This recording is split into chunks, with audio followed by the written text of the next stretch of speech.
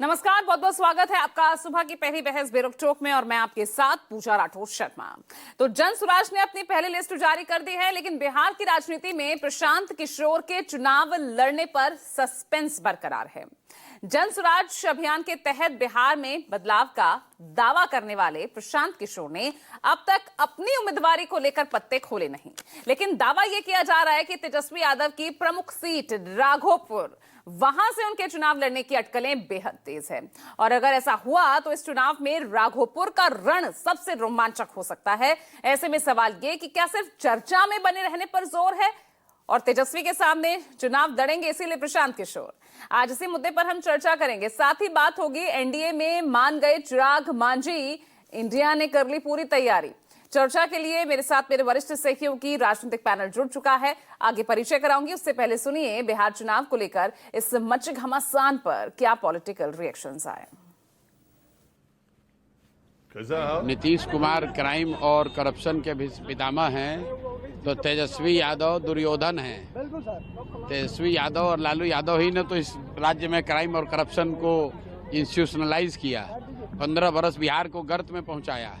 ये बिहार की एक एक जनता जानती है, इनसे ज्यादा भ्रष्ट और इनसे ज्यादा आपराधिक प्रवृत्ति वाले कोई नेता बिहार में आए नहीं। तो तेजस्वी यादव का क्राइम और करप्शन पर बोलना वो ऐसे है जैसे शेर लोगों को शाकाहारी होने का शिक्षा दे।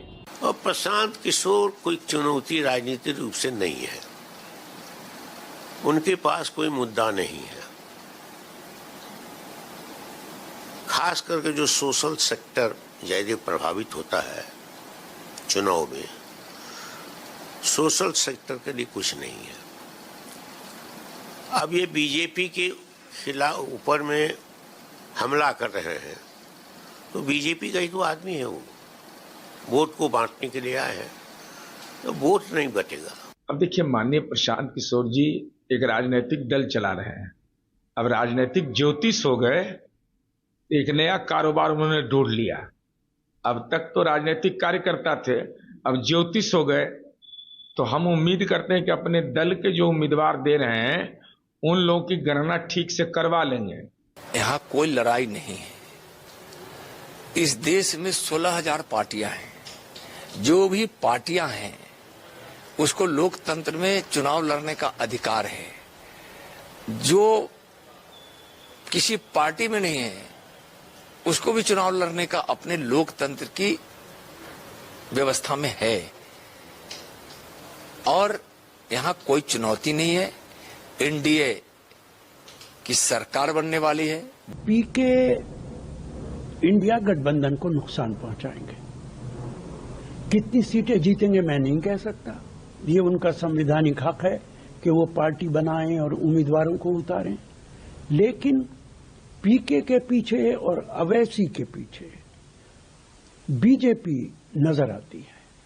और अगर बिहार के अंदर ईमानदारी के साथ चुनाव होता है, मैं अपनी बात फिर दोहराता हूं, अगर ईमानदारी के साथ चुनाव होता है, जिसकी मुझे उम्मीद नहीं है, तो इंडिया की सरकार बनेगी और बीजेपी सरकार नहीं बना सकती।